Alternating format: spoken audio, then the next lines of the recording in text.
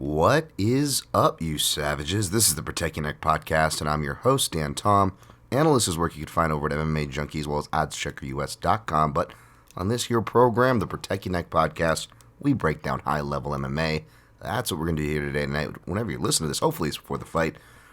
Recording this the wee hours of Friday morning, Las Vegas time for a UFC Vegas 47.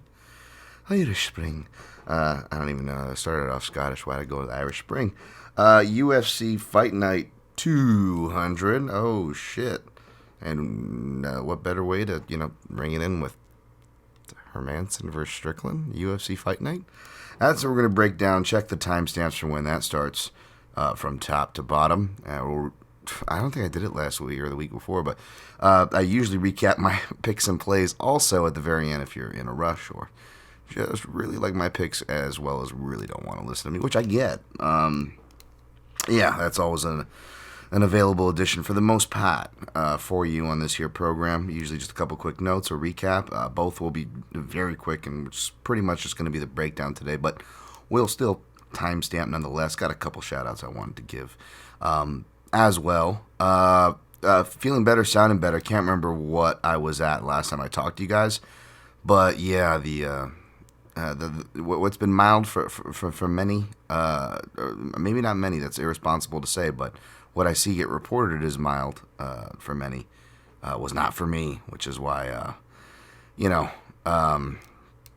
well, it's not why. I've been taking it fucking serious before I got the damn thing. But I'm feeling better for those of you asking and those of you sending well wishes. The more important part, don't worry, not going to go into a rant there, but yeah, it's we'll see. I mean, wishing the best for everybody, including myself long term. But as of right now, yeah, feeling a little better. Going to try to get back to things if the world just, doesn't stop piling on your boy. As you guys know, we're coming off an off week of the UFC. We'll briefly recap my one play on Bellator. But as you know, on these UFC off weeks, they're so few and far between, and I'm so ever far behind that I tend to stack my plans. In many ways, work, trying to do top 5 shows, car stuff, house stuff, whatever, personal stuff, seeing the girlfriend, all these things that you want to do, and so you make these, I end up stacking these weeks. In the universe, like the MMA injury bug, they get word about it, like, oh, you excited for this matchup, are you? Hold my fucking beer. And I've now had record of this in this podcast since roughly 2017 or so, of these constant thwartings. It's almost comical at this point. Like I said before in this podcast, I can't even enjoy those Meet the Parents movies because it hits too close to home. That's right. Fictional comedy is not comedy or fictional for me because I'm like, that feels like my life. Just anyways, and not trying to play the violin here. Very grateful, plenty to be grateful about, but yeah, in case you are shout out to the YouTube crowd, James Young over there wondering hey Dan, where's those video promises? Or, maybe any of the crowd that's been listening to this show since 2016, 2017, be like, hey, where the hell's Stitcher and Spotify? I'm going to be a little late to the party to join Spotify. No, I'm clearly late to the party to join everything, because I'm just stupid. But yeah, These are the reasons why, folks. So, I'll save you. Everyone's everyone's okay. The dogs did get into another fight again. It's funny too. Is just shout out to my guy Tony C. There, longtime listener of the podcast. He benefited off of this last play, so I hope you guys did too. And even though Tony's VIP for life, he's one of the many listeners I would like to have beers and most definitely owe some beers too. But he still continues to come through and support the pod. Shouts to the PayPal link over at mixedmartialanalyst.com, the website that supports this here show. Host some of my old works. You can find Linktree to it. Quick links on my Linktree. Social media is Dan at DanTomMMA, where you can find me on Twitter. But yeah, man. And we were just bullshitting outside of the fights and the bets and the things, the brouhahas, and just and I'm sure he won't mind me saying this, but he's just oh man, your luck, changes with this or that. And my quick reactions to downplay it. Like I just said before to you guys, plenty to be grateful for. It's fine. Yeah, it's not that bad. He's like, no, man. I mean, you dog fights, COVID. You started listing everything because more honest than I realize on this here program, and I was like, yeah, you put it that way. Yeah, I hope the ship writes too. And don't worry, Tony, I'm not throwing any jinx or anything on you. This is just the jinx that, again, I laid out and live with. But sure enough, the dogs have been good. Maybe 2 fights in the last, half a year now, if anything. They were light ones. It was another light one, but the dogs got no fight again. I don't know if it was the commotion of me setting up things were getting shifted around as I set up this new desk I'm recording on. And the girlfriend came over to help me, and then she seems, I don't think, get protective around her, but she seems to be the common factor. Either her or my mom, less so my mom, mainly her. And I was in the shower, and my dog Ben was just checking out sniffing the box, and Brownie just jumped up from my girlfriend's lap off the bed, and they just started going at him. When I came out, butt naked from the shower like Viggo Mortensen in Eastern Promises. Shouts to Ed Gallo, who broke down that naked shower scene in the wrestling of it. If you too would like to make crazy requests or see that request go down from a perverted patron like myself, go check out thefightsite.com and support them on Patreon. But naked Viggo Mortensen, naked, where the hell was I going? That kind of threw me off there, not gonna lie. Oh yeah, the dogs stopped without me having to get involved, thankfully. Just me coming out. They got scared of Daddy. But my dog broke a nail pretty bad, all the way up to the paw, so they had to get some minor surgery on that this week. And then the other dog threw up all over the car when I was, taking my mom home as I transport her on the daily. And my dog decided to throw up all over the car and everything, which was great today. So kind of set the podcast back again. I'm sorry to be that unreliable dude here who just keeps promising Thursdays and I'm here crawling you on a Friday. But I did a decent amount of tape study with the distractions and with help from other resources as well, like interviews. Shout out to my guy, by the way, James Lynch, at Lynch on Sports. I feel like I always have shouted out and used his interviews as a resource and cited that on this program. But I feel like I was coming across this stuff more than usual this week, and I'm always grateful for everybody that does the grind. There is many others out there that I got to get better at shouting out, conducting interviews and whatnot. But the fighters are gonna lie, and you shouldn't base your picks, much less your plays, off them solely. But they are very, very helpful. And want to tip my hat to the interviewers doing the grinds, especially for fight night cards like these, right? But yeah, Tony C, myself, many others seem to have cashed on Master Bader at Bellator last week, Bellator 273. That was sweet. And yeah,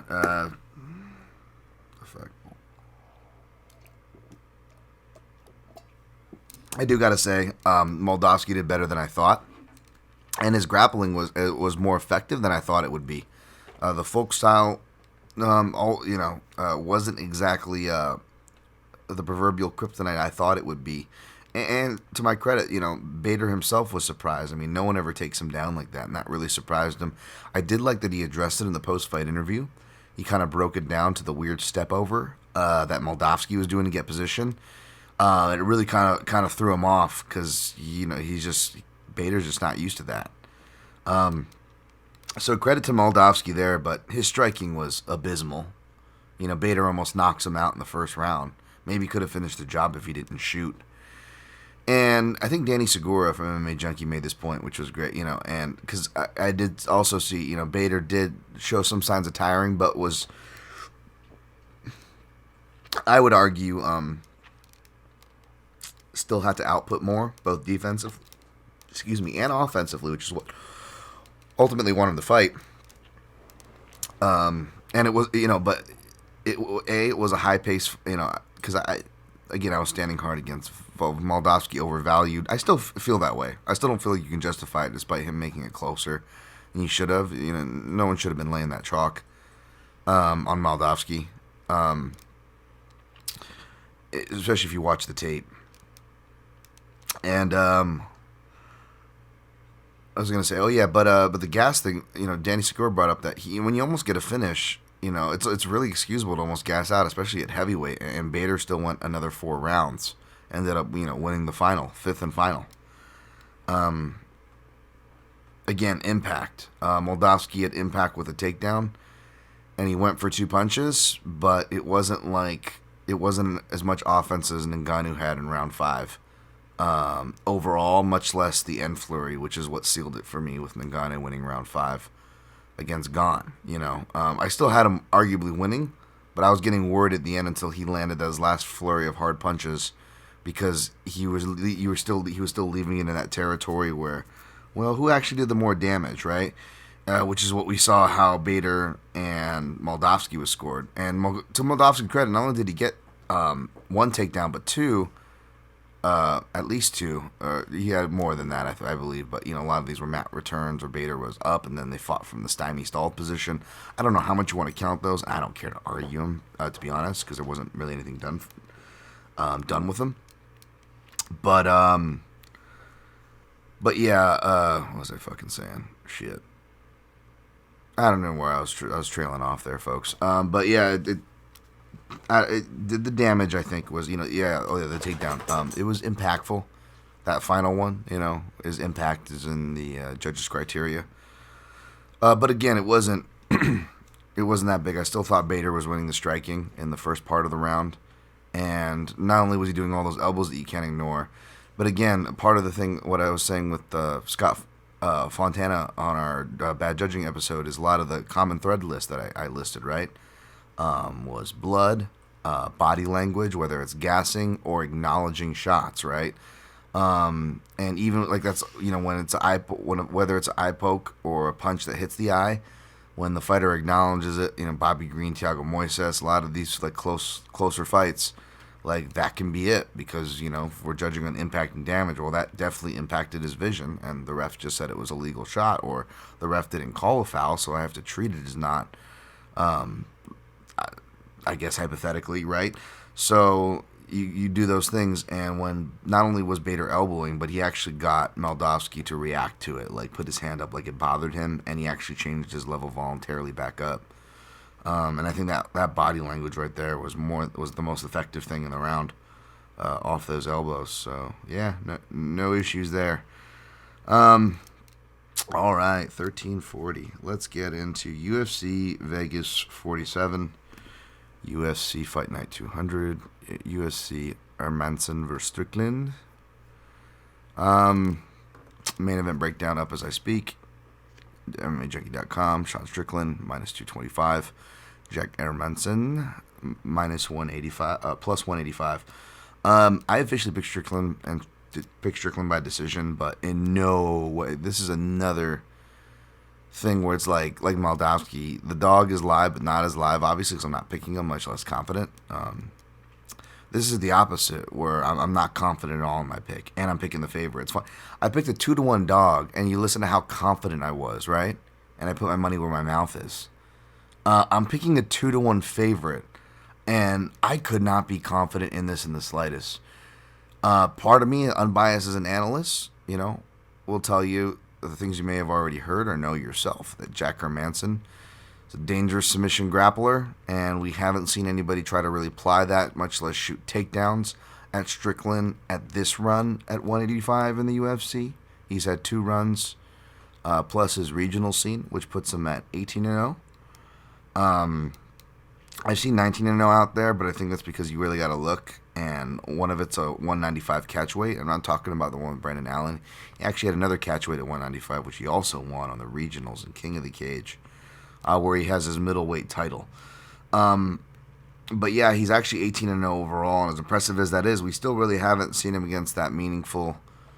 I think his first fight in against Bubba McDaniel could wrestle and grapple.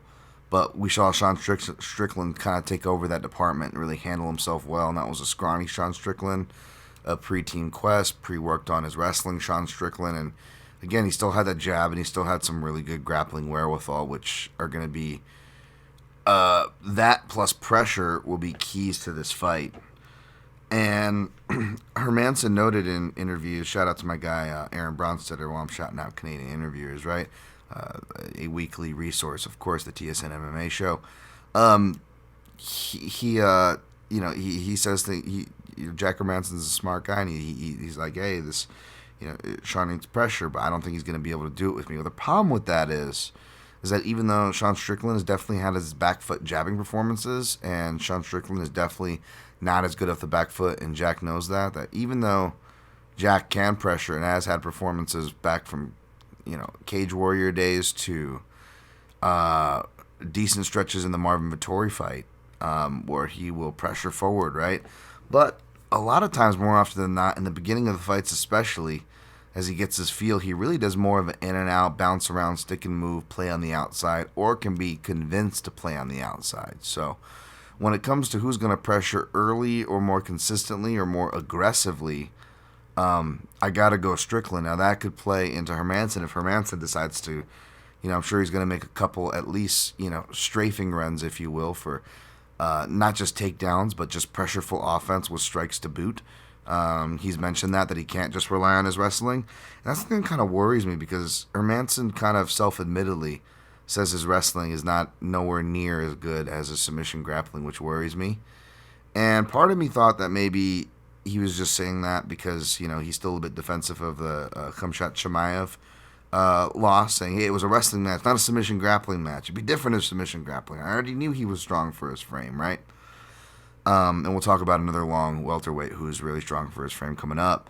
But, it's that even when he was processing or talking about the Strickland fight, he still stuck with some of those points, which, hey, he's being consistent with what he says. And when a person's telling you who they are, believe them, right? One way or another.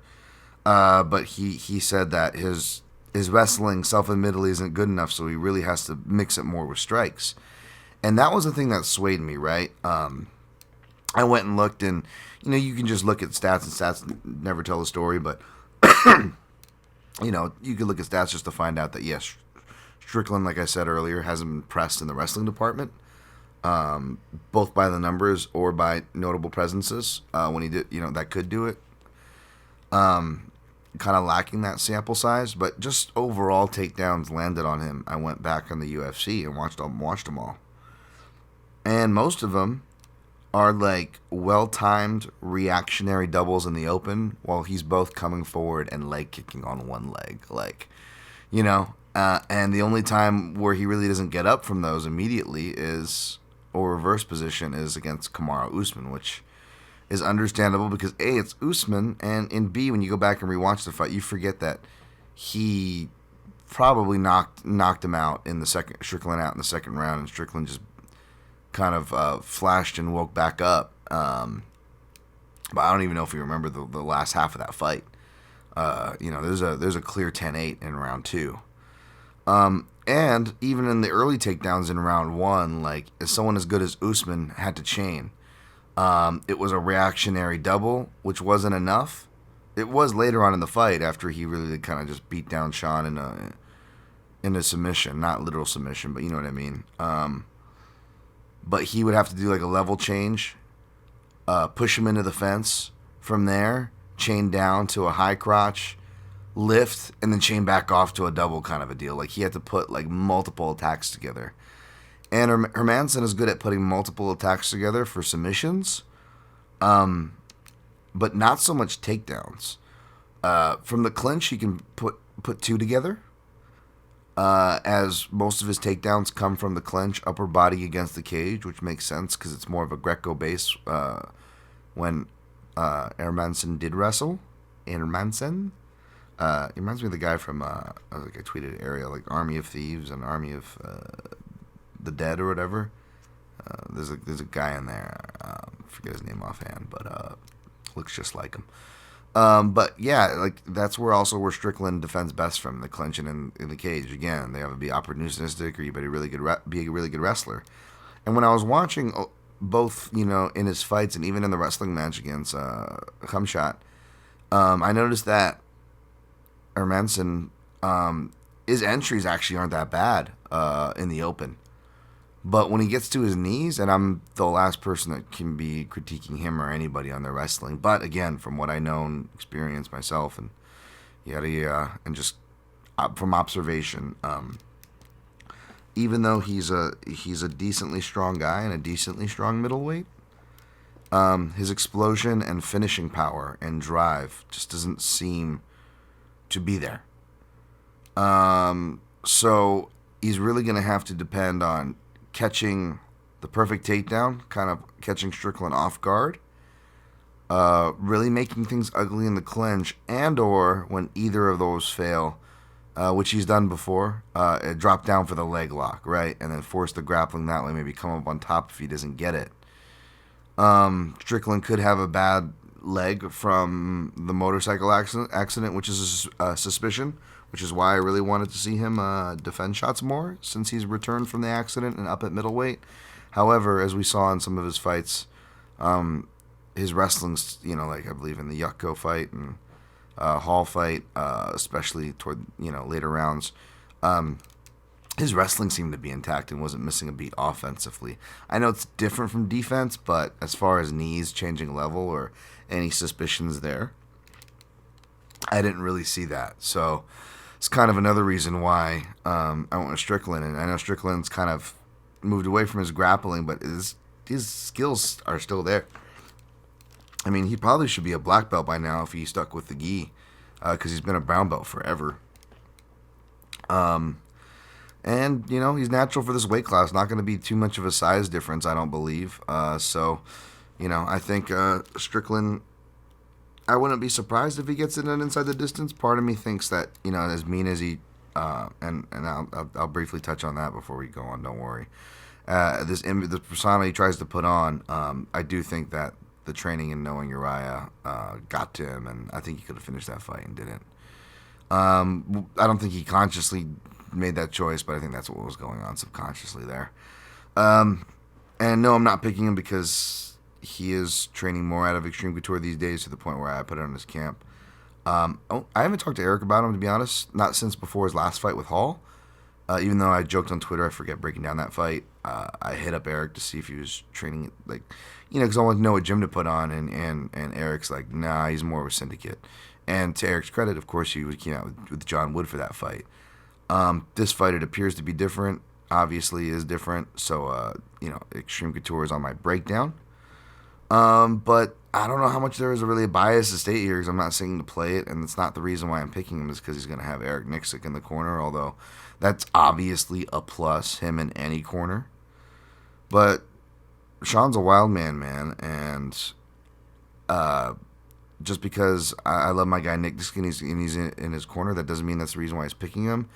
And I'm not going to defend anything this guy says because of that. In fact, it's super problematic. I've been saying this forever. I've been one of the longer media people that's been just not just calling it out, but calling other people out how we're just giving this attention. And to whatever credit you can give Strickland, he even called that process out. He called it what it is. He goes, look, you guys are, he goes, we have a problem in this, I don't know if he said country or world, but both are pretty correct, depending on the perspective. But it's, we got a problem with giving attention to negative bullshit and clicky bullshit or whatever you want to call it. And he's like, look, you guys are doing it to me. And then I've long been preaching that message, Kind of like that Simpsons tweet with Milhouse and Bart running the factory. I said, this is like a metaphor for MMA. Like, that thought actually started off as a metaphor for watching Sean Strickland. Like, Milhouse is supposed to watch the factory, and then Bart comes the next day and it's collapsed, and Milhouse is just standing there. And he's like, Milhouse, I paid you to be security. I paid you to watch this place. And Milhouse is like, I did watch. I watched it shake. I watched it tumble. I watched it fell. I'm like, that feels like the MMA media most days and most topics.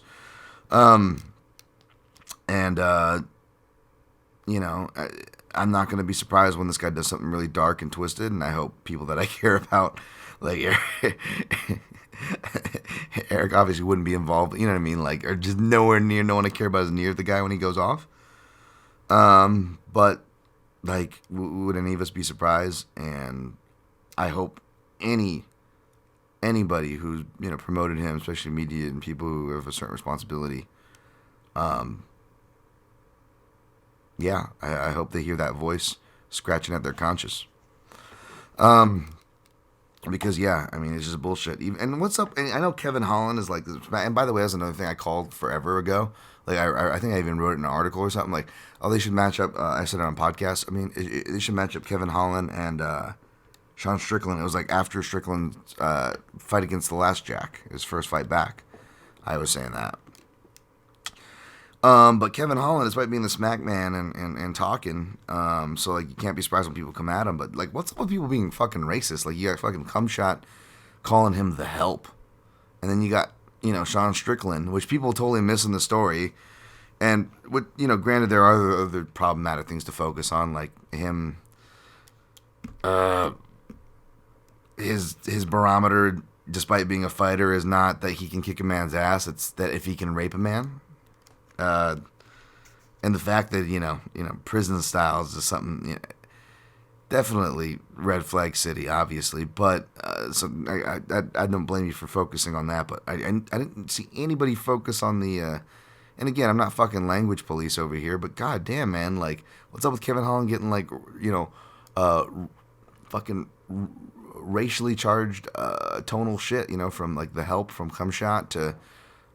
Sean Strickland calling him. I said, "What are you gonna do about it, boy?"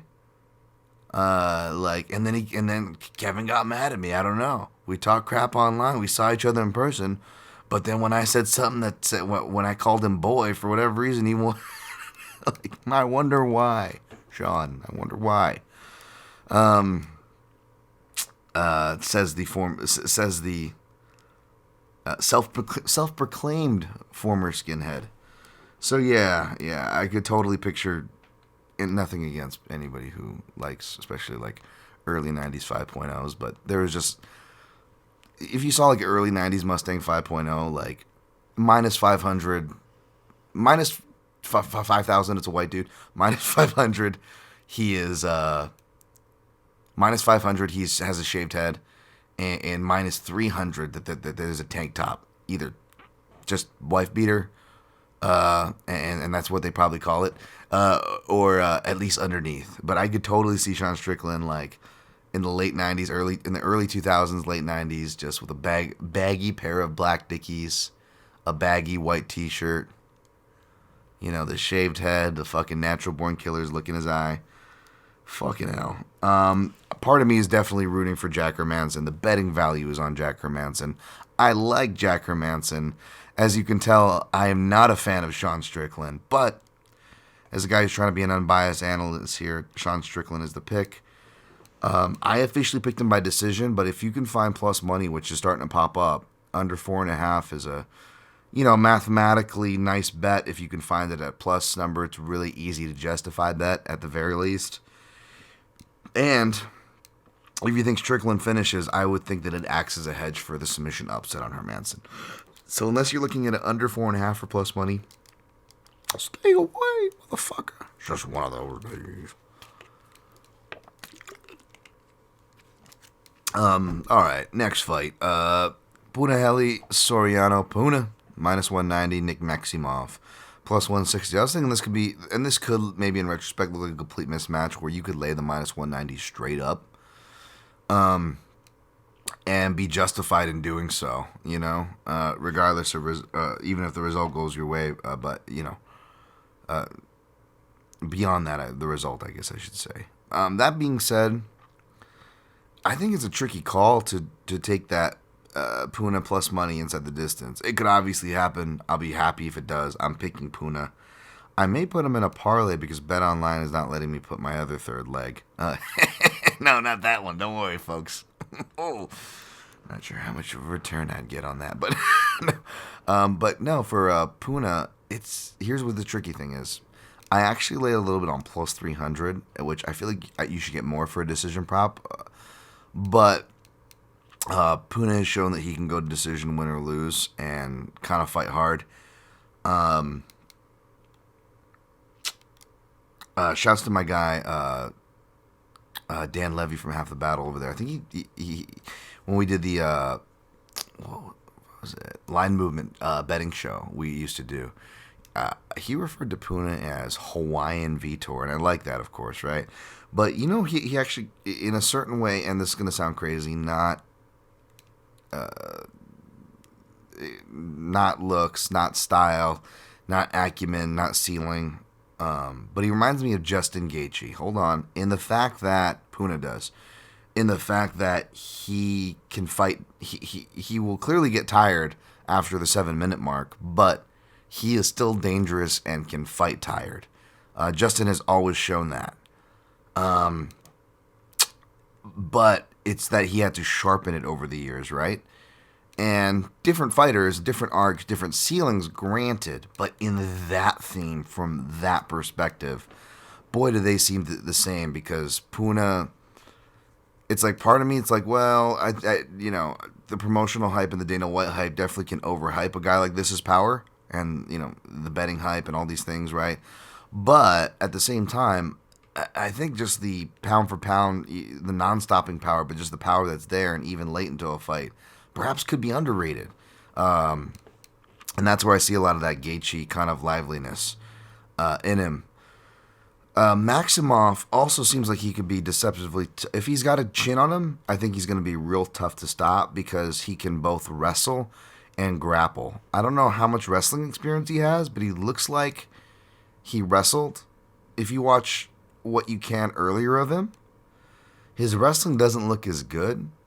So it could have been a thing where he doesn't have that much experience and he just caught on fast, or he barely has had experience and he just really kind of learned as he did MMA and jiu-jitsu, which he kind of goes back and forth between.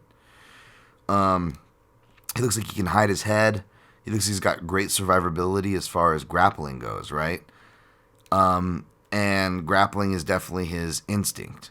And even whether he's winning or, whether he's, and if he's not surviving, even if he's winning, he is, perhaps not, suspect to a lot of actions. We saw in that Cody Brundage fight where, a couple moves and exchanges go a little different. And again, Brundage is probably winning a Bader Moldavsky-like decision there, right? It was deceptively closer than some may realize.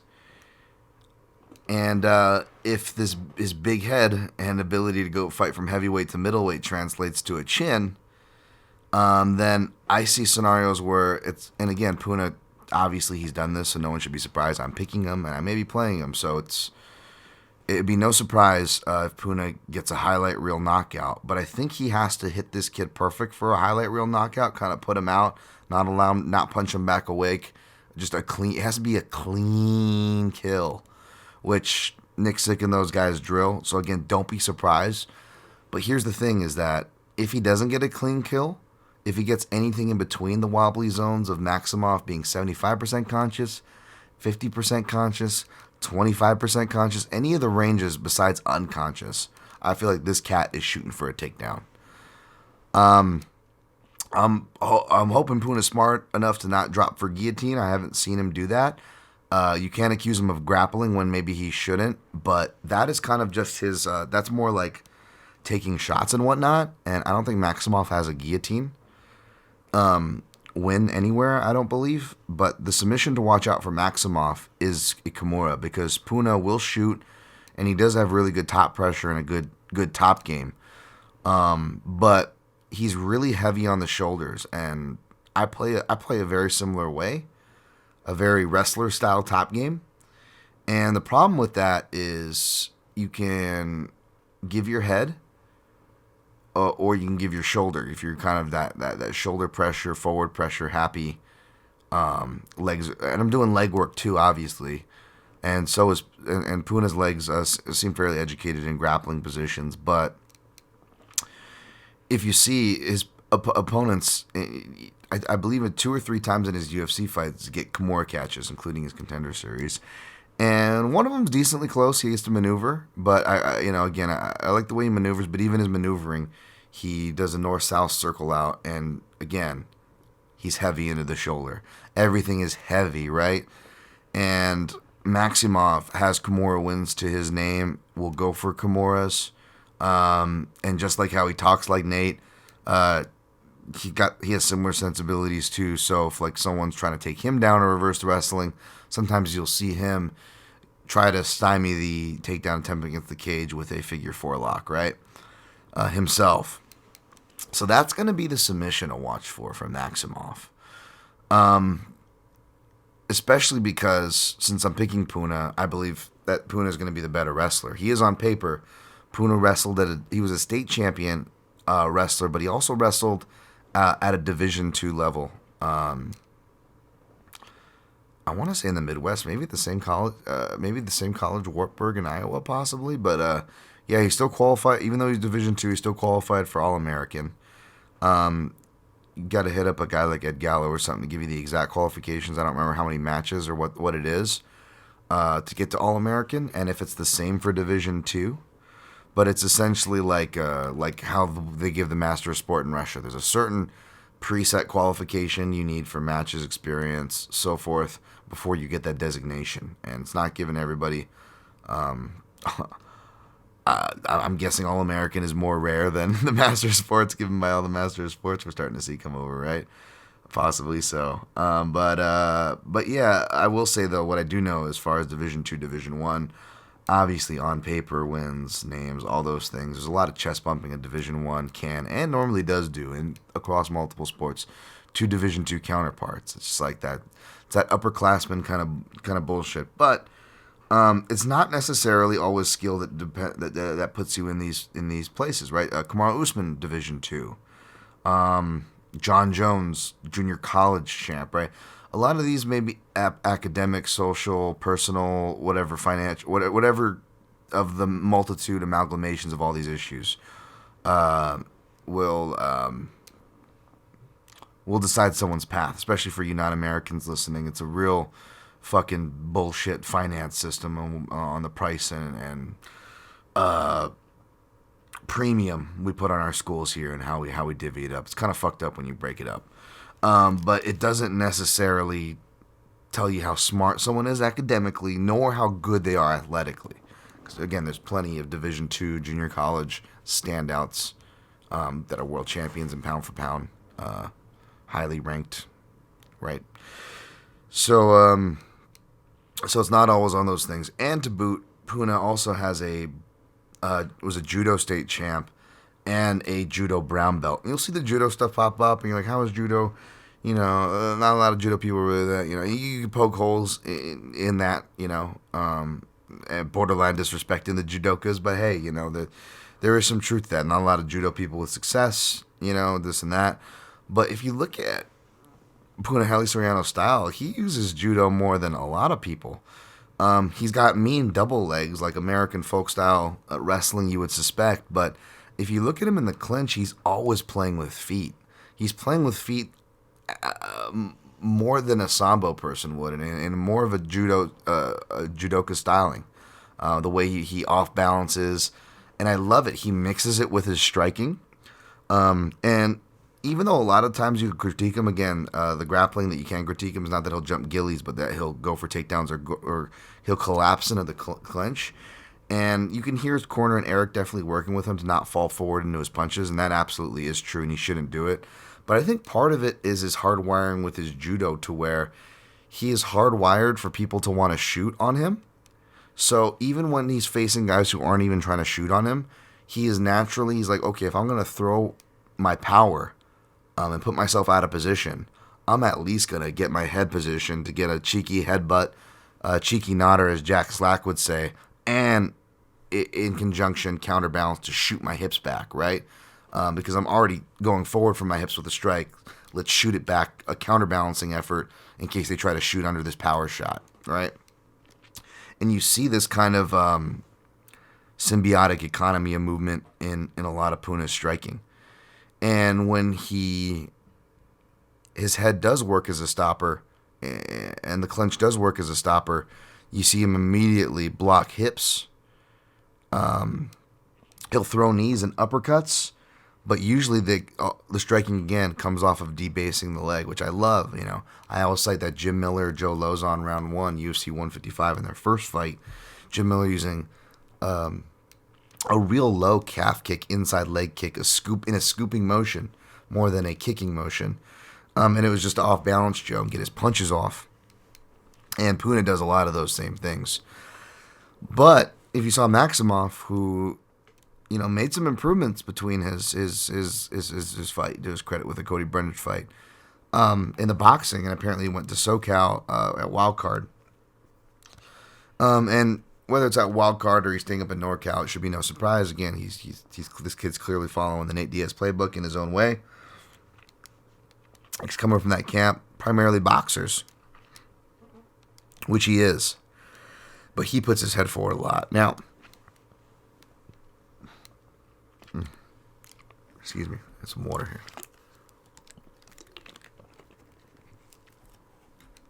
here. Sorry. Now, he will accompany it with a high guard, which would be really good against Puna. But he puts his head forward a lot. For those reasons, uppercuts are going to be the most lively strike on both sides, but obviously I think it's going to be more lively for Puna hitting Maximov with it.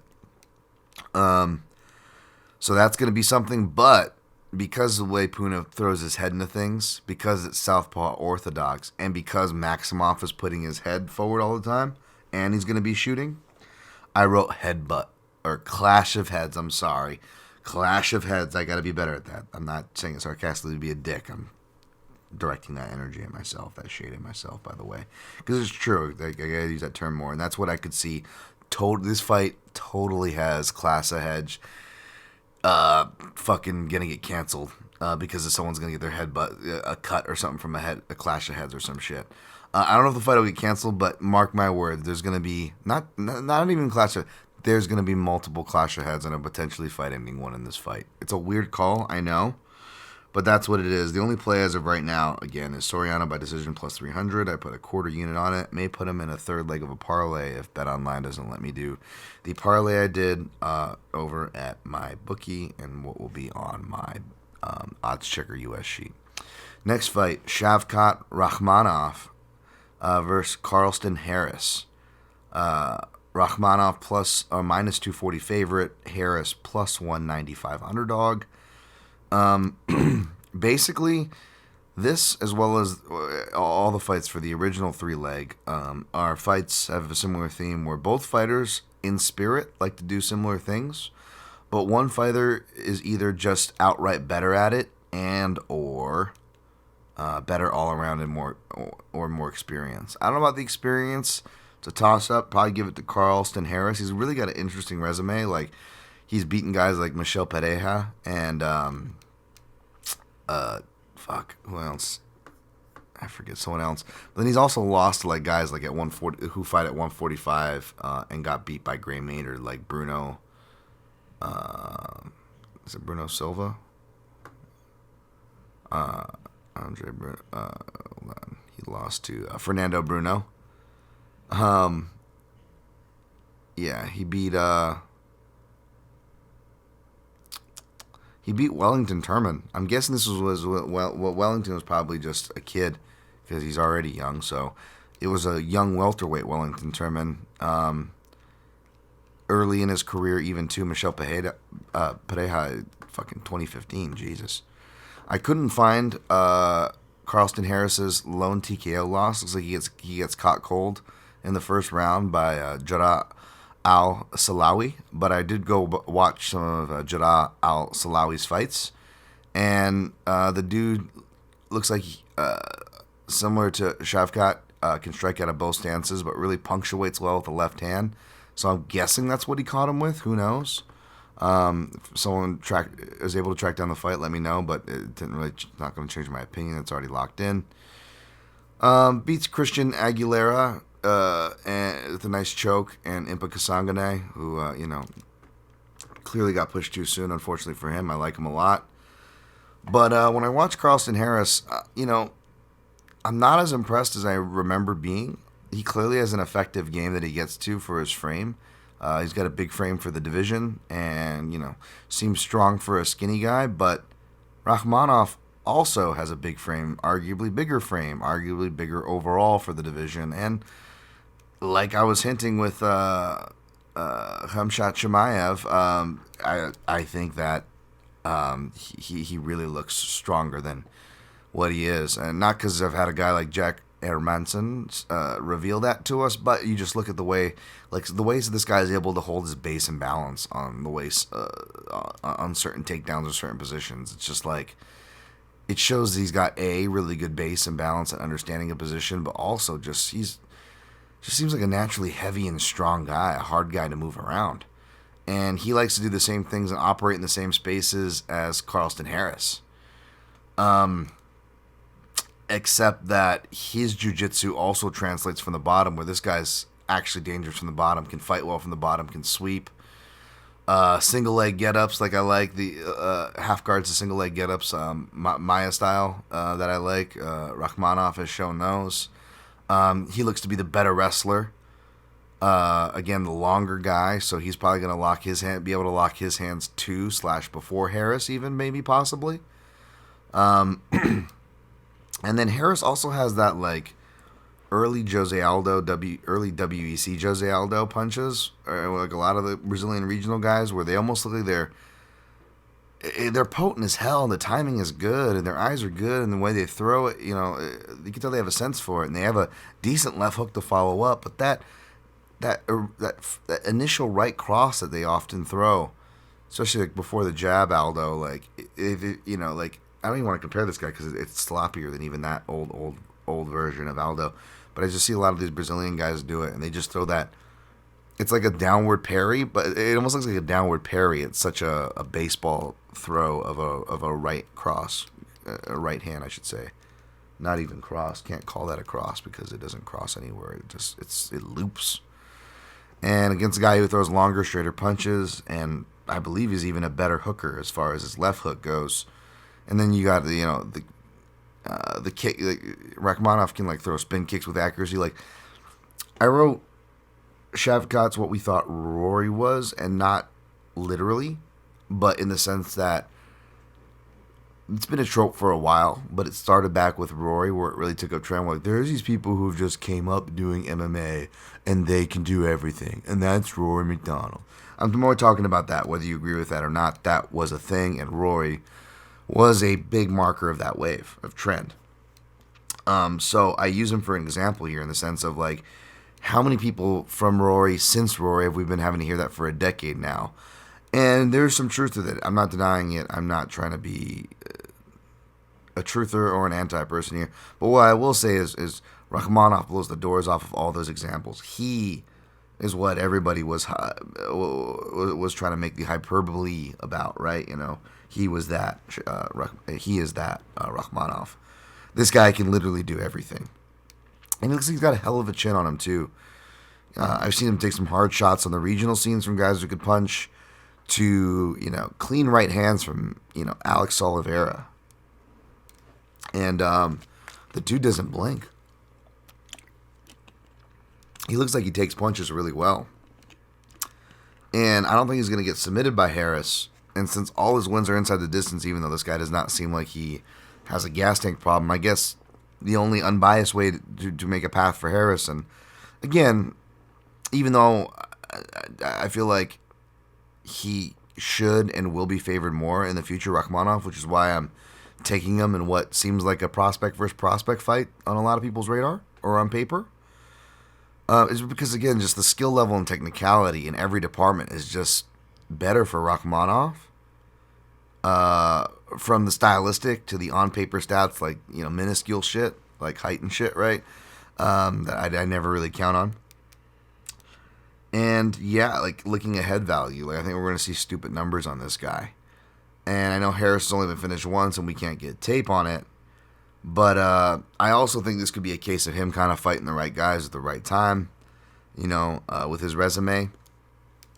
And he fights well tired, and he can fight through the tiredness, but he definitely gets tired as the fight goes on. Harris does. Whereas Rakhmonov, despite not going to the decision and not having that type of experience, he doesn't look like he's going to get tired. And he's been training stateside already. He's been at Sanford MMA for some time. A lot of good training partners, a lot of guys on this camp, and there's going to be nothing this guy hasn't seen.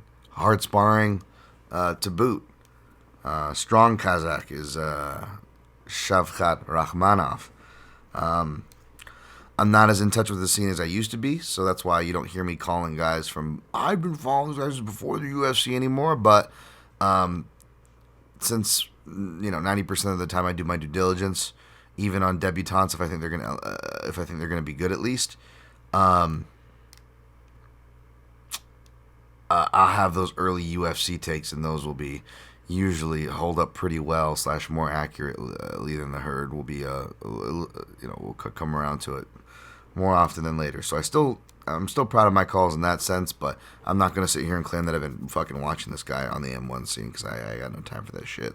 But yeah, I was impressed since I first started watching this guy for what that's worth. High on him, so he earns a spot as a leg on the parlay. All right, next fight is I took him inside the distance as well, because getting plus 100 depending on where you look. I threw a half unit on that. You know me, I like to bulk up my parlay legs with potential bonuses / potential hedges. Let's hope that's one of them. I put a half unit on that. Next fight, Brendan Allen's minus 435, Sam Alvey plus 330. I don't like this at all. This feels like trap fight all over it. So did the last one against Phil Hawes. But Brendan Allen, like, it's weird, man. Like, he's knocked out by Strickland and then knocked out by Curtis. But Curtis, again, has proven himself as a really good boxer and a power puncher. It's just more that I'm still not used to him being at middleweight, even though he's fought there before. But whether he's just doing it till he loses or it's a permanent move, it's working for him. So, obviously nothing to mark down Brendan Allen too much there for. But again, he's lost plenty of times as big favorites, and he's had some of these things where it's just like, what, you got choked out by Jay Giles? I know, Brendan Allen wasn't a black belt back then when he fought him. But neither was Jay Giles and Trevin Giles, and so is Brendan Allen kind of an inconsistent guy? He seems very emotional. Like, he talked about, if I lose this fight, I'm going to hang it up. I forget, it was the last fight that he won, thankfully, right? It's like up and down. He seems like a nice as hell guy. I love the story, him trying to do, being there for his brother and people being there for their family. Definitely, hits home for me. So I root for the guy. I'm picking him here. But man, it was he gets into these things hooking with guys, hooking on extended exchanges or coming in aggressively. That's what got him caught against Strickland. Whereas Puna, he was really fighting technical and smart. He found something that kept working and just kept going to it with a body kick. Even though he didn't believe in it, his corner kept telling him to do it, and he listened, thankfully, for him. It's hard to depend on it. And when I look at it, I just feel like, there was a couple in that fight, but Puna didn't throw a lot of them, and despite being a southpaw, it doesn't seem to be one of his stronger offerings, which is the check right hook. Southpaw should never leave home without. But that's like the only punch you can count on Alvey throwing. And I feel like it's there all day. Obviously, we saw Chris Curtis hit him with that exact same shot, and I can't get out of my head. Alvey is a really underrated grappler. We saw that even against Turman, and even though he lost those rounds in a really bad fight. But I mean, as far as he's not getting taken down, controlled, or dominated. Like, that just doesn't happen to Sam Alvey. So even if Brendan Allen gets back to that game, which I feel like serves him well, and it's probably likely should be likely after suffering a knockout loss, I don't know if he does it. Now, I still suspect that he can outpoint and just kick and maybe even hurt Sam Alvey and get him out of there, if not win a decision. So that's why I'm picking Brendan Allen here. But for that price, he's taking this fight on short notice. He just took it this week. He was out at Eagle FC. He was out with the boys on another post, just a week ago. And we're making him a minus 435 against a guy fighting to feed, how many fucking kids? Where his job's clearly on the line. I mean, I joke about that. He's probably going to get another 5 fights, Alvey. But you know what I'm saying. Speaking of Sam Alvey, shouts to him and my guy, Jordan Killian, old school, pound for pound podcast. That's another reason why I'm not surprised at the Strickland shit. It's because if you old school listeners that know about that podcast, listen to a Strickland interview back then, and Jordan was shouts to my guy Jordan, who's been co-host of this show many times. He let me in on Zava. He's like, oh dude, this guy's fucking holy shit, he's a gun nut. I was like, what? And like, so I already got this shock value back in like 2015, 2016. I already knew all this about Sean, so through Alvy and Jordan. But yeah, I'm gonna pick Allen here. No play. There's another dangerous one to play. Tresson Gore minus 155, Brian Battle plus 135. This should be close to a pick'em. It opened kind of close to that, but money's coming in on Gore, which it's weird. I get him being favored at face value, and I'm not a big guy on layoffs or overvaluing the layoff, but the guy has been inactive. He has a history of it, which is kind of sketchy. Like, it's just his whole resume is.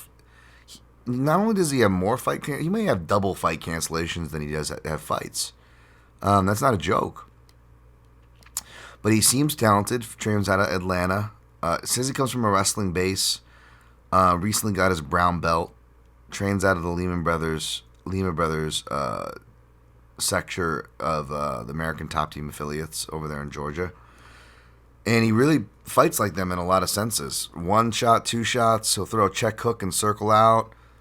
Pretty basic bread and butter jab crosses, but really just to set up the hard leg kicks, which he loves spamming. And he throws really, really strong ones to his credit. But he really likes to fight technical, which I appreciate. But he really kind of fights at that slower pace like a Douglas Lima, where I think he may have to either learn to let go and have more of a process and pace, or may end up being dependent on opportunistic submissions and knockouts. More so than than Douglas. Brian Battle is a bit sloppy. Looks like he's got to kind of get hit. Doesn't come from a traditional base, but really just picks up everything. Kind of good everywhere. Decent shots. Pretty good jiu-jitsu, which makes sense. He comes from my lineage, Hayastan lineage, at least from my Neil Melanson side of the grappling. He didn't train under Neil, but trained under guys who trained with Neil and where Neil came from, Gokur's gym. So that shouldn't be a surprise. And striking, what I like about him is he really flows and has a lot of combinations. Really just has a good sense for striking. Like fighting, I get, aside from the last name being Battle, fighting does seem like it should be what he's doing. He switches stances, can fight from both stances, which is going to be really good against a guy who's going to be looking to bomb leg kicks. And he just looks like he really kind of builds as the fight goes on. And against, athletic, more knockout guy who, it sounds like he's got a chip on his shoulder. And I really like Tresson Gore from what I hear and the struggles he's had to go through. Really tugs at my heartstrings, and I want good things for this cat. But from a stylistic perspective, me, I tend to favor durable, and Battle's been stopped before. Granted, I believe it was back when he was an amateur. Durable guys who put on volume and pull away down the stretch versus guy who probably needs either a first round or just opportunistic looks in general, or is going to rely on the opportunistic look for the whole fight. Well, I usually don't take the latter. So I'm not going to here. I'm going to take Brian Battle as my pick to survive some scares and pull away down the stretch. But I still expect the fight to be very competitive. But the thing is, I got to see Tresson Gore more on his back. I didn't like what I saw in the fight that he won by injury. He looked really good up until for the majority of the round, but then ends up on his back, eats really hard elbows, doesn't show much of any answers there. I know that fight was a while ago to a big gentleman, but still, I feel like Brian Battle is going to be he is going to be the bigger man, and I feel like he could really, if he gets decent position on Gore, it's not game over. He doesn't have a game over game, but as far as gas tank and getting ahead in the race, that's going to pay big dividends. Maybe if I'm up, maybe I'll sprinkle on Brian Battle, but probably not. The pick is Brian Battle, the dog. Next fight, Julian Erosa minus 290. Stephen Peters, Detective Sterling Peterson of the Chicago Police Department. Abe Froman, Sausage King of Chicago. That's kind of funny. I always do the Cameron impression for Sterling Peterson for Steven Peterson, and Steven Peterson is fighting the guy I always compare to Cameron from Ferris Bueller, Julian Erosa. How cool was that? I just realized it. Dan, you're a fucking nerd. No one cares but you. Okay, I'm picking Erosa here. I was gonna make him a parlay leg here, because at first I'm just like, what? Erosa big favorite? He shouldn't be a big favorite. But I'm like, oh yeah, Steven Peterson. No offense, but not the best fight IQ. Like, he almost gave a fight away to fucking Chase Hooper.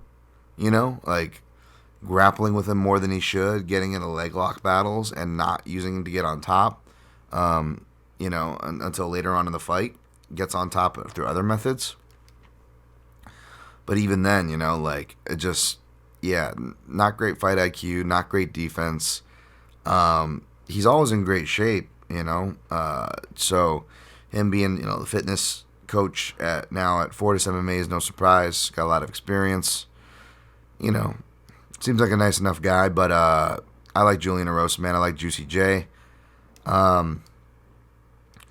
Juicy J it's funny, man. He's usually done really bad against southpaws. I think he's 0-3 officially, but those were earlier on in his career. Obviously, Tough House, Artem Lobov. You got Teruto Ishihara a year later, and then the talented striker like Julio Arce in like 2018 or so, I think. But even since then, you got to look at it too. Like, especially 2018 when he was amidst a big losing streak in 2018 when he got that head kick. And if you look at the time, it was like 2018, 2017 is the losing streak or whatever, I think. But if you look at the time, I believe at the end of 2017, my old coach, late great Robert Follis, was the reason why Julian Erosa's old coach, that's the reason why I moved down to Vegas and is still here. He was part of that Robert Follis gang, and if you look, a lot of the fighters, Kevin Lee, Tim Elliott, who moved for Robert Follis as well. Just like back in the day in Canada when I can't really call him my coach, although I was lucky enough to take classes under him through his affiliation with Extreme Couture, Sean Tompkins, and when he died, all his fighters, not so coincidentally, went on losing streaks, right? Like, these things happen. That's one of those tinfoil hat, coincident, quinky dinks, weird stats that you can maybe not hang a hat on, but hang a beanie on or something. You know what I mean, what I'm trying to say there. So you got to cut him some slack there. And immersing himself in Las Vegas, you see it pay dividends. And his skills, he's still wild. He still will put his hands a bit low on certain things, especially when he's feeling his flow. But he's actually more defensive as responsible, both with head movement that's gotten better, and even with his standing guard. He at least tries to have some semblance of a standing guard now, which is good. And the wrestling, the front chokes. I think he's going to have the advantage there. He's clearly going to have the size. For a guy like Steve Peterson, he used to kill himself to get down to bantamweight because even though he's not that small of a featherweight, but I think size is important to him, and he's not going to have that or the strength. And Steven Peterson doesn't have that one-shot KO power either. He's a Brazilian Jiu-Jitsu brown belt, so maybe he survives on the floor. But, so was, Charles Jourdain, and he got choked, right? So, could be a roast inside the distance. This one, it looks like it's set to go over from the lines. I believe it'll go over. I would like to think Julia Rosa is going to find a finish with his style. It's just, it's hard to count on. Maybe I'll play it if I'm doing well at that point. Is it plus money? Rosa inside the distance? Let's see. Yeah, it is plus money, but I'm not confident because it could be a decision. Peterson is really durable and tough to put away, which was another reason why I was just going to parlay him. If you can't figure out how you want to play him, then parlay him. Confident in him, right? But I left him out. We'll see if that's a good decision or I regret it. We will see. Next fight, fucking bestfightodds.com is all funky. It's been really funky lately. It's only getting funkier. Miles Johns minus 190. John Castanada plus 160. Was originally leaning toward Johns. I know Castaneda is a popular underdog. The line looks to have definitely shifted compared to some of the other dogs, I should say. But I ended up on him too. I didn't think I was going to because I feel like Miles Johns. I always want to fade him, but I think I might have faded him against Mario Bautista, or but a pick, not a play. And then I was like, well, maybe I can play him now again. But I'm like, I don't know about Kevin Natividad. Well, how about some round 3? I think I took him round 3, right? And Johns ends up finishing round 3 to kind of shove it to his stamina critics. He does it in round 3 again with Anderson Dos Santos, which at that point, I was starting to respect Johns more from the round 3. I took the lesson there. So I believe I picked Johns, but I respected Dos Santos, and I respected people for taking a shot on a dog who will fight for your money like Anderson Dos Santos. Except Anderson Dos Santos, not as durable as John Castaneda. And John Castaneda, a durable southpaw who can wrestle. Well, durable southpaws who can wrestle are my favorite archetype. But Castaneda also the better grappler, even though he hasn't been going there as much as I would like to see. He is a well-trained Brazilian Jiu-Jitsu brown belt. And he wrestled at a Division II level as well. John Castaneda. He doesn't go to it as much as I liked in recent memory, which is part of the reason why. Also, I was like, oh yeah, Johns is a favorite. Maybe I'll end up picking him. But after I watched the tape, even though I would like Castaneda to both grapple and pressure more in general, I just think that's what he needs. Both these guys, and Castaneda obviously himself, they find finishes out of nowhere. And that's kind of the hard thing to predict here, right? Like, I'm picking and playing Castaneda, but if he gets finished, like, you shouldn't be surprised because Miles Johns feels like, I always get him and Jordan Espinoza confused, and they're both in their own ways like the Yoel Romeros of their own divisions. Espinoza, the more just like, outside of a jab, maybe just the ineffective Yoel Romero stuff for the most part. Whereas Miles Johns is like specifically Yoel Romero from Romero Whitaker 2, where, orthodox stance, sitting into his punches, sitting into his jab, really overthrowing that right hand on a hair trigger almost, high shell, wrestling not to submit, but we use it to break up action and reset. Like, and he's his body, too. He looks like a shrunken Yoel Romero. Where was I going with that? But when here's what I might have disjointed my previous thought and jumped off from it. But essentially, to cut to it, the reason why I ended up picking and playing Castaneda is because that Dos Santos fight. He's got Anderson Dos Santos essentially dead to rights, hurt on one leg in round 1. And I feel like, and I wrote about this in my Odds Checker article, which you can check out. But I feel like Johns lets the fights get away from him in spurts. And obviously there was some cardio at play with a lot of those earlier things, even though he was able to pull a 5-round victory over Yanez. Which the only clip I can find from that is Johns escaping a ninja choke in his really crazy way. Credit to him in the 5th round when he looks tired. But from the commentary, it seems like he was pushing against the cage and wrestling the whole time, and it was a split in whether to award that or the damaging moments of Yanez, I'm guessing. But I'm guessing, too, that might just be in a weird fight, too, where Yanez, we still don't know the ceiling of Yanez, so he could be perhaps somewhat overhyped, even though I do think he's very talented. And that was early on in his career, and that could be one of those anomaly fights. That's why I'm careful. Like, this guy's got to win over Michel Pereira, or this guy's got to win over this, because there are just some things on certain. We'll talk about Jason Witt with one of his fights with Brian Barberena, and there's plenty of these for a lot of people's. There are some matchups that are just such anomalies that we can look back in retrospect and go, how much money did this one result cost me? Not because I bet on this fight or even could bet on this fight, but because this is a fight that happened, whether it was in the UFC or not, whether you saw it or not even sometimes, because that commodity, you're like, well, that they beat that person, so that must be. And you end up overvaluing them. And that processes into your future decision-making where you do make bets. And when you go back and audit these things from that perspective, that's what I mean by there are just certain anomaly fights that just really fucking throw you off and cost you money, And you got to be able to sniff those out and not let those dictate the day every day at least. Maybe sometimes it'll save you depending on what the matchup and what the perspective is, right? But in this case, I feel like Johns gets a lot of mileage from that, whereas Castanada's got an underrated resume. Even like ones like the Gustavo Lopez one in round 4. I know my boy Gus, hasn't produced the results in the UFC, but he's a tough guy, as well as a lot of other guys that Castanada has fought.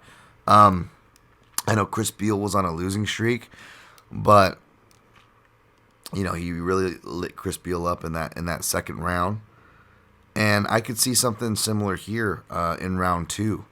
I think that's what it'll take for him to find his groove, because Castaneda has to find his groove, and Johns, I feel like even with the pacing improvements, he's still kind of almost living on a prayer with a lot of his pacing. Like he's barely holding it together, or maybe it's a focus thing. He kind of lets the game get away from him, because back to that Anderson Dos Santos fight, round 2 he kind of lets him back into the fight. Now I don't think he consciously lets him in. Obviously, Miles John wants to win the fight, but what happens is Anderson Dos Santos' leg is so fucked up. By the second round, he's fighting southpaw, and Anderson Dos Santos, I can't remember him fighting southpaw once. And by the way, he's impromptu fighting southpaw. You can tell he normally doesn't fight southpaw. He sucks at it.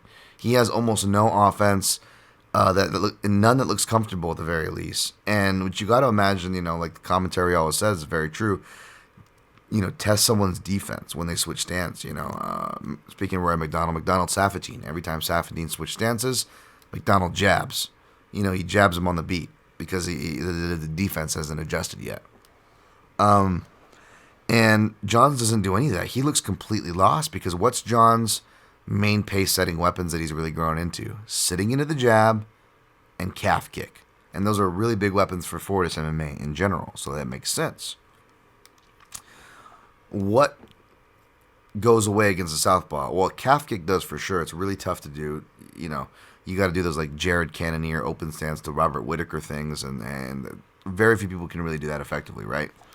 This is why I cited that fight, and even then, Jared still lost, clearly, right? So, but jabs are still there, like my man Connor Rebush will tell you, and until he's blue in the face, and I don't blame him.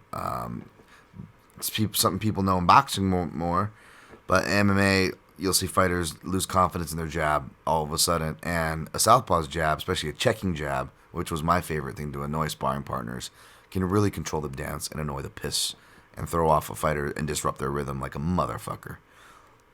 Castaneda doesn't do that as much as I'd like to, but he does have the weapon that he's always kind of poised to throw, which is a check right hook, and I think that's what's going to get Johns. When Johns will overthrow his right hand still, he'll throw himself off balance, even though he keeps a good defensive shell. When he jabs and low kicks, the hand will come down on the crosses, because again, he's throwing a lot of power. He's getting himself off balance. And I think that's going to throw him right into a Castaneda check right hook. I believe that if either fighter ends up grappling, it's going to benefit Castaneda, because he is the better grappler overall, even if Johns may have a slight edge in explosive first layer wrestling. Even if he wins those first layer exchanges, he's may lose in the bigger picture. If we're going from a cardio perspective, something you don't really have to worry too much with Castaneda.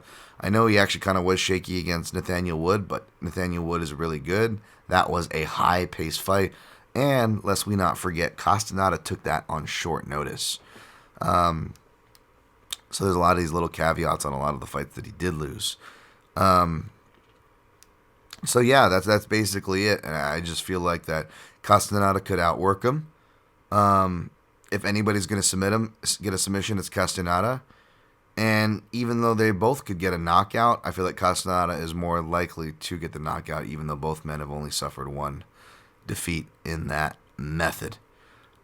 And I also think the small cage is going to force them to work, which is bad for Johns and good for Castaneda from their stylistic perspectives, right? Johns likes to control circle, is going to have less room to do that. Castaneda arguably needs to work more, and sometimes doesn't work as much as I'd like, and I think the small cage will make that happen. So And they both come from great camps. I hate going against Saif Sayoud. I have a ton of respect for Coach Saif. But John Castanada for 0.75 units at plus 155 is what I got him for. The under at plus money seemed tempting because it could be live for both ways, but I'm more exposed on this fight than I'd like to be, even at 3/4 units, so I stayed away from it. But, there's another angle there. That's a possibility. Hakeem Dawodu, minus 165. Michael Tresson, plus 145. I continue my trend of barely ever watching Michael Tresson fights. There's just nothing ever attracted to me or the matchups that he's in, for the most part. His style just, I don't know what it is, and I like the camp that he comes from, and generally their fighters they produce. But he just doesn't do it for me. I wanted to look into him as a live dog, but Hakeem Dawodu has surprised me too many times in aspects. And to his defense in his last fight, I didn't pick him to win, obviously, but he had a good third round against a really good guy in Movsar Evloev. And it was even better in retrospect when I found out that, thanks to listening to the TSN MMA show, did a lot of interview with the Canadians on this card, decent amount, as Hakeem told Aaron. The dude was on bed rest for like 45 days before the fight. Like, he should have pulled out. Like, the fact that he even made it to the distance was amazing, much less that he was the one with the strong round 3. It shows this guy's mindset. He's really good in the clinch. Even though Michael Giordano's really good at staying long with a jab, he still ultimately going to be, allowing Dawodu to play his game. So my pick here is going to be for Dawodu, but he is just the guy that I always want to fade. So I'm definitely not putting my money on him. Definitely not putting my money on him in this spot. And if Trezano wins, I definitely wouldn't be mad, and I'll be happy for y'all who played him. But officially, the pick is Dawodu. This was one fight I didn't want to target. Maybe I'll regret it because I wanted to look at the Trezano side of things, but I'll just pick Dawodu. Admittedly, this is one of the few fights I didn't look too far into. Not the case for the next. Marc-Andre Barriault, minus 125. Chidi Bang Bang Ninja Kawani, plus 105. Kind of surprised. Was thinking Chidi with his experience from the hardcore to the hype of the Contender Series and the newbies, and the more sexy styles, a sexy striker. We know that the MMA gamblers love those. Chidi would be the favorite. Not that the fight is far from a pick'em, nor should it be far from a pick'em. But I just figured Ninja Kawani would be the favorite of that equation. With that being said, yeah, perhaps you could justify a stab if you're going to stab on either side. But my pick is going to be Marc-Andre Barriault. I get so dyslexic on these overs and unders, and I thought they had the over at plus money. I'm like, fuck yeah, that was going to be a major play. And then I realized I got it backwards. I'm stupid. Yeah, that's not it. But I think it's going over. I think it's Barriault by decision. And I think Barriault is, oddly enough, just as likely to get a finish, especially from boxing range, as Ninja Kawani is. Andre Barriault is just super ridiculously durable, which is a big reason why I'm picking him, and a reason why I imagine he's the favorite here. Whereas Ninja Kawani, his output can be a bit suspect, even though he's improved his grappling. I think that's helped a lot. I still don't think that his I don't know if he has a suspect gas tank. I don't know if I go so far as to say that, but he does have pacing issues, and I think that against a guy like Barriault, both pacing issues and even gas tank could be brought to light with the pace that Marc-Andre Barriault likes to fight in. I do like that Marc-Andre Barriault does like to cross block for some knees into the clinch, because his knees in the body are like Chidi Ninja Kawani's biggest weapons, but he'll also like take knees to the body as well as leg kicks on a lot of fights too without checking them or blocking them, and that worries me. Kicking, leg kicks, body kicks, and body work in general, as well as checking shots. Ninja Kawani all day. But Barriault showed a lot of improvements, even in just one camp change, which I usually say is not enough to Sanford in MMA. But he was there for a decent amount of time. In fact, he's almost exactly 3 weeks shy from 1 year of relocating down there to South Florida. Plenty of good training partners, training fighters that have fought Ninja Kawani before, even some of the regional guys. Like I saw Alatang in the corner of the regional guy he fought in the LFA or whatever, like pre-Contender Series, I think. So the camp has experience against against Chidi as well. And what I liked, and one of the main things that Barrio was doing, is he was rolling off of his crosses and taking educated angles. And that's going to be huge, whether he's in the clinch or punching and crossing off of boxing range. Because, again, the knees that come up the middle, both in the clinch and in general, as well as the checking shots. Chidi Njokuani is so good at just kind of checking and just as he angles off and rolls off. It's so beautiful. Real high-level striking stuff. So even though he plays on the outside, which is another reason why I'm picking Marc-Andre Barrios, he pushes guys, to his opponent's corner's frustration. He pushes everyone to the fence. And Njokuani already has a bad habit of giving away cage positioning despite handling himself better in said spots. And even though the perfect checking shot, which, seemed to be what clipped Andre Fialho when he stopped him, can do it, I don't know how much pure knockout power in the fists outside of those checking shots Njokuani has. And B, I don't know how much, or if, obviously Barrio can be knocked out, any man can, but, he's just stupidly iron-chinned.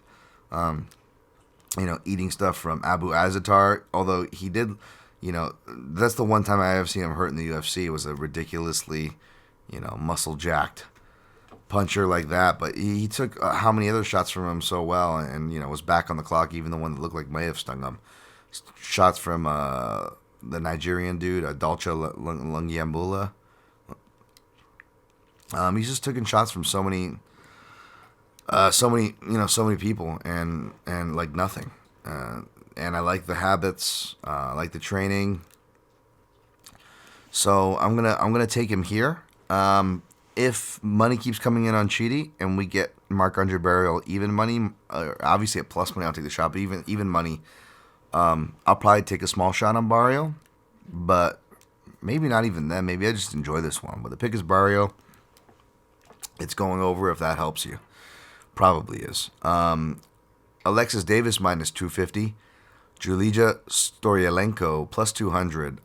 This is another parlay leg here. Parlay leg number 2. This is the one they would not allowing me. It might get replaced by Puna in my Bet Online house because they're not allowing me to take action on this fight for whatever reason. Or, well, no, I don't know. On a parlay, I did take a prop, which I'll give you here in a second. Basically, Storyalenko, outside of low-level competition, even an Invicta decision or something like that, 5-round split at that, all her wins outside of that split is first-round armbars. And first-round armbars, even in WMMA, as common as they can be. Not against a vet who's a Brazilian Jiu-Jitsu black belt who's been through it like Alexis Davis. The only time she's been submitted was from an ultra-superior wrestler, which Storyalenko is not. That is Sarah McMahon.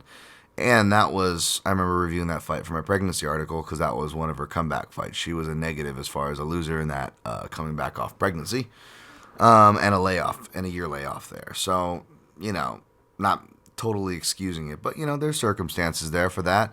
I don't think Storyalenko can even pull that off even with those circumstances, which is why Davis is a parlay piece. I think she survives the early scares, and you got to worry about Storyalenko, elbowing and stuff because Davis is so battle-worn that, she'll bust open and cut easily. You worry about the judges, letting blood from round 1 affect how they score round 2 and 3 with some of these, some of these judges. You got to be careful. And I'm trying to give the judges a little more credit now. In general, I'm trying to be better about that. But you know what I mean. That could be dangerous, the visuals, but her output and her MMA experience and just overall skills should be far too much. I know she's only won 1 out of her last 4, but she makes the parlay leg here and was able to find her at plus 105 by decision. So I took a half unit on that. Again, trying to bulk up these parlay legs, right? So I got the decision props there, as well as for potential Puna for her for sure, and for her inside the distance for Shavkat. Last and final parlay piece, the third leg in both houses. Speaking of third leg, Jailton, the Jailman, Almeida. Shouts to, I believe that's another classic Brad from the MMA Analysis nickname. The Jailman, which, sounds kind of rapey, but we'll go with it. Minus 435. Danilo Marquez, plus 330. Two Brazilian Jiu-Jitsu black belts. Jelton does a lot of the stuff I like. Like, he could do the single leg half guard get up thing, like I said, Maya does. And so can Marquez, because he trains with Maya. Probably trained with him for a minute, because he's 36. He's fucking my age, Danilo Marquez. Whereas Almeida is 30, will be the bigger, younger man. Not that I like to go with the younger thing, because people put way too much in age. It's, red flag. If that's someone's main reason for a bet, that should be a red flag, folks. Which we saw with that Moldavsky Bader. A lot of the reasonings I saw online. But yeah, not my reasoning here. It's wrestling. It's more wrestling. And athleticism is why I think Almeida is the favorite. I don't like him being this wide, but I also needed a third leg, and Jelton Almeida standing there. When you're trying to pick out a third leg from the lineup, I mean, can't blame me for landing on this guy, right? This guy's got some pre-USADA muscles on him. He's just packing all the heat, dances like he's Cowboy Oliveira. Who knows how many people would get pregnant as my terrible what's his name impression. Jesus Christ, I think it's Tracy Morgan. But yeah, I like Jelton. He's going to be the better wrestler.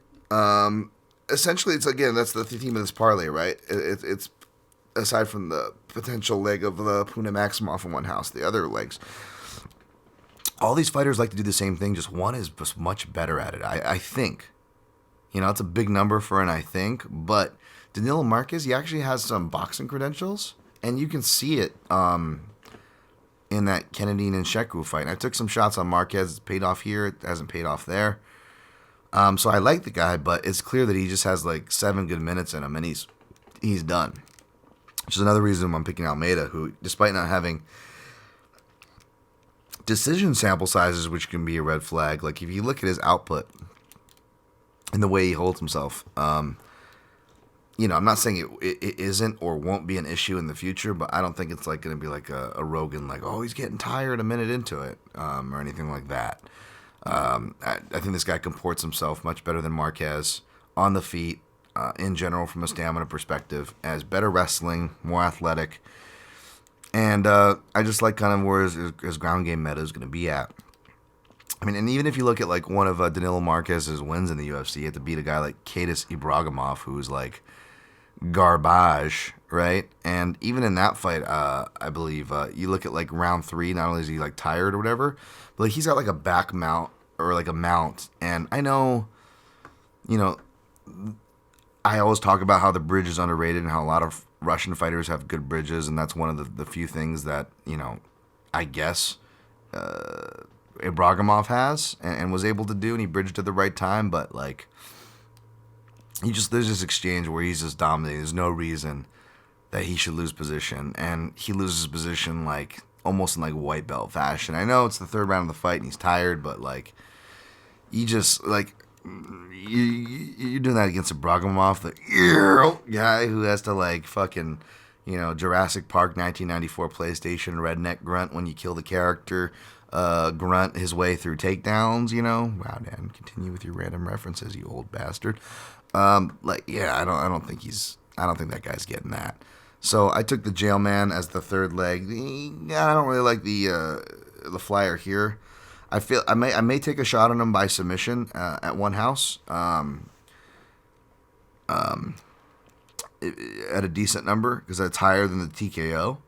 I'm guessing because they don't figure the black belts will, he might just punch him out, which I get. But I did take Almeida round 2. I sprinkled on that at point 17 unit at plus 450. Yeah, I parlayed some a small grouping of props together, which I'll give you at the end there too. But yeah, took the Jailman.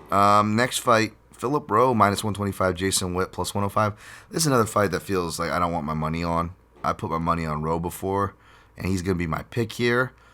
But Witt feels way too live for the upset, which is why I guess money's coming in on him. But because of Witt's chin, I could never put money on him. Good luck if you are. I'm not trying to shit on you. He is a live dog. But Phil Rowe is another guy who can rally as well, and he's really good on the ground, even though I think Witt's going to be the better wrestler. He's going to be the bigger, stronger guy in that sense.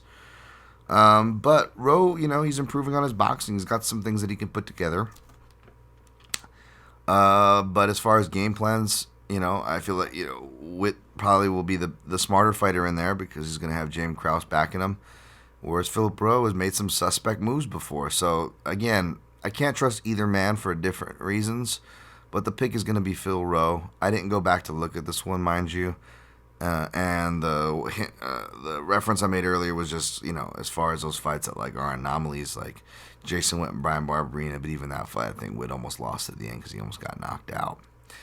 I could be sleeping on a parlay here for the last fight, but Denise Bondar minus 290, Malcolm Gordon plus 230.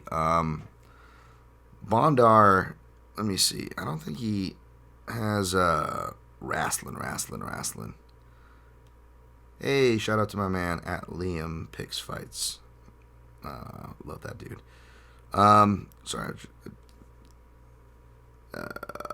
Sorry, I'm in my emails here. I just want to see what Dennis Bondar. I just looked at this. I should know. Yeah, just amateur. Yeah, that's right. A lot of amateur MMA championships that he lists. Bantamweight, flyweight. I don't see wrestling and this and that. Guy's a good grappler. Oh, dogs are barking. Hold on.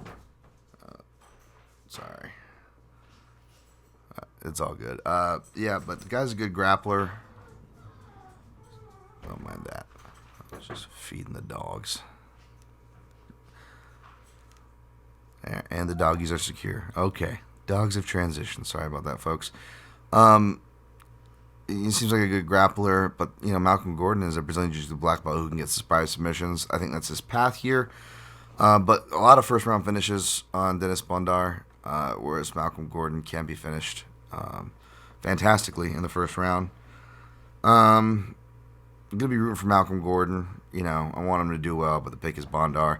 Could be a parlay leg that I'm sleeping and could regret not doing the research on this one. Just didn't have time to get to it, to be honest. So I apologize. I don't have a strong opinion there. So how do we do on time?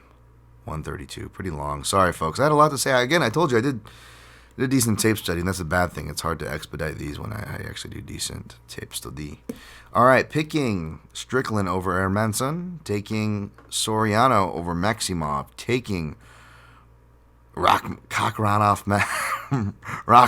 over Harris, taking Allen over Alvey, taking Battle over Gore, taking Bueller, Arosa over Sterling Peterson, taking Castanada over Johns, taking Dawodu over Trezano, taking Barrio over Ninja Kawani, taking Davis over Stolyarenko, taking Almeida, the jailman, over Marquez, taking Rowe over Witt, taking Bondar over Gordon. Parlay, jailman, Davis, and Shavkat for plus 147 at 1 unit.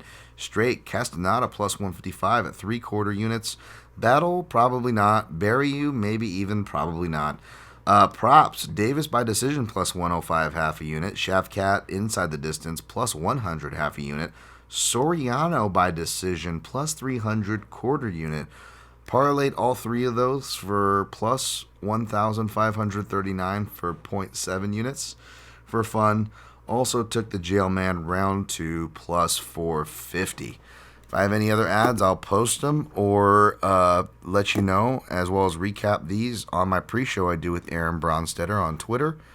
Check out my odds checker article, my main event breakdown on Junkie. Thanks for the 5-star ratings and reviews, the shares at the PYM podcast on all social platforms. I don't pollute your feed. Feel free to use the click-throughs or the PayPal secure donation link to support the podcast at mixedmartialanalyst.com, which you can also find links or get at me on Twitter at DanTomMMA. Until next week, please be safe, be good to one another, don't be an asshole, good luck on your picks and plays, and always protect your neck.